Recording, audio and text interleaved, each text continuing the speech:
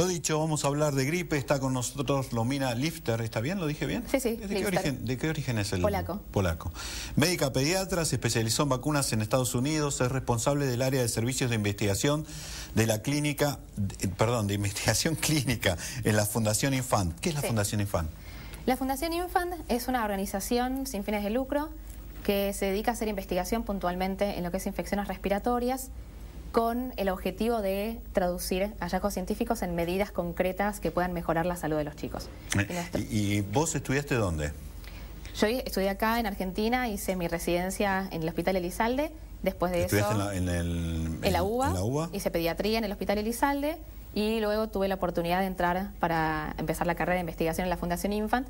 Y luego me fui a hacer un postdoctorado en estudio de lo que es todo el área de vacunas en la Universidad de Vanderbilt. Contanos, básicamente, porque siempre es un tema que reaparece con esta, y es una... ¿cómo definirla? ¿Una enfermedad? ¿Un virus que reaparece en esta etapa del año? ¿Cuáles son las recomendaciones que hay que tener en cuenta para enfrentarse a la posibilidad de una gripe? Mira, lo más importante es que uno tiene que estar prevenido y cuanto antes empiece a tomar conciencia de esto, mejor. Dentro de pocas semanas, o ya digamos, estamos empezando ahora a entrar en el invierno, y es importante... Ya tuvimos los primeros fríos. Exacto. Mucha gente lo notás en la calle, resfriada. Exactamente. Entonces es muy importante que la gente se empiece a proteger antes que empiecen a circular los virus de la gripe, que habitualmente se corre más hacia junio, julio, digamos, todos los años hay un pico que es durante esos meses, y es importante estar protegido antes. Cuando uno se aplica la vacuna no es instantánea, ¿sí? La vacuna lo que hace es ayudarnos a nosotros a generar defensas contra el virus de la gripe. Entonces, cuanto antes nosotros nos vacunemos, mejor vamos a estar protegidos para cuando venga la vacuna de la gripe.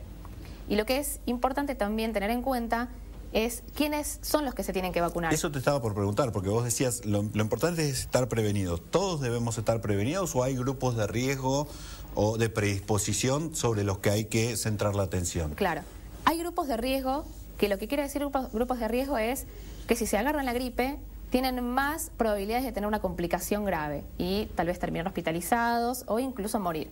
Por eso es muy importante que se identifiquen esos grupos de riesgo y que haya una prioridad de vacunación hacia esos grupos, como por ejemplo los chicos entre 6 meses y 2 años, aquellos chicos más grandes pero que tienen factores de riesgo, como por ejemplo enfermedades pulmonares crónicas o enfermedades renales o obesidad mórbida, aquellos mayores de 65 años y obviamente las mujeres embarazadas, los trabajadores de la salud y las mamás en contacto con bebés menores de 6 meses.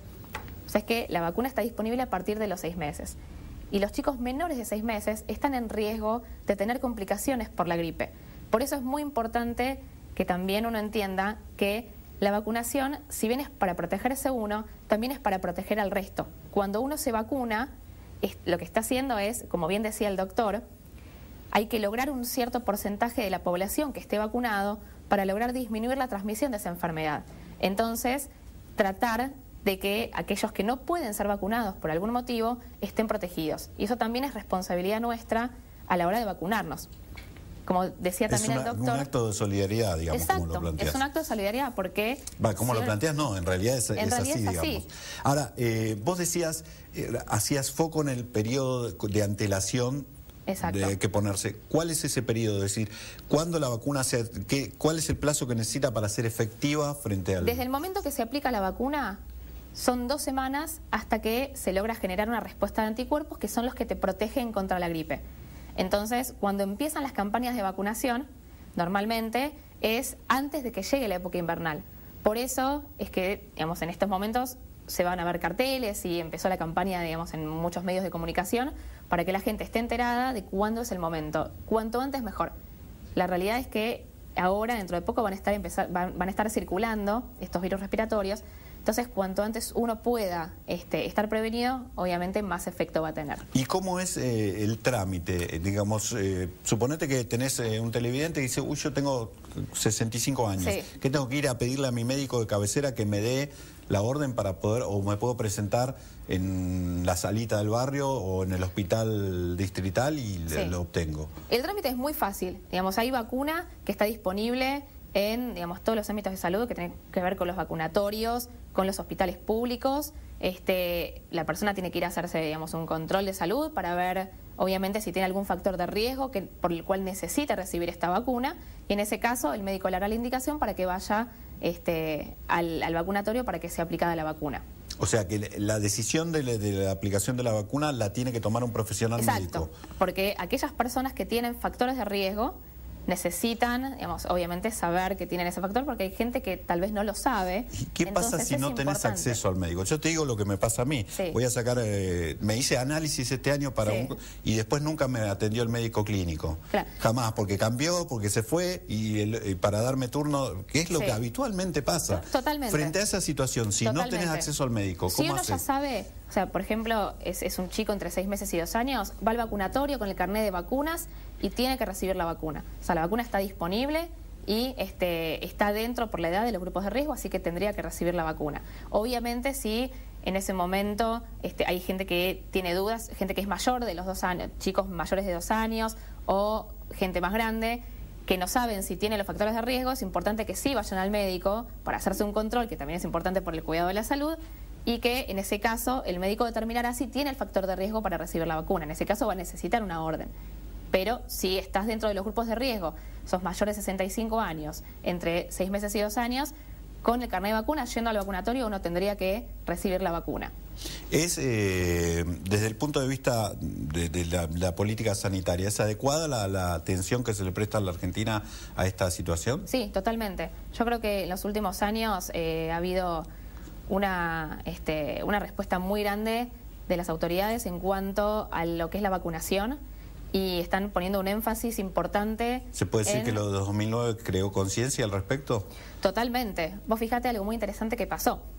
Cuando llegó la pandemia en el 2009, obviamente nadie sabía qué iba a pasar. La vacuna de la gripe, digamos, no estaba así tan popularizada.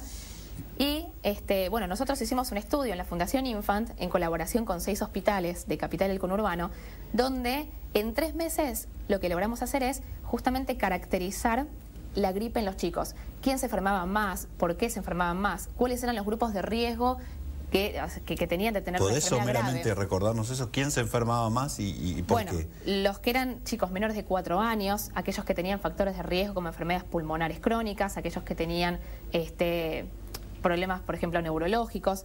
Entonces, en ese momento, cuando se identificaron estos grupos de riesgo, al año siguiente, automáticamente, se incluyeron en las recomendaciones dentro del calendario nacional de vacunación estos grupos de riesgo a ser blanco a ser vacunados el año siguiente.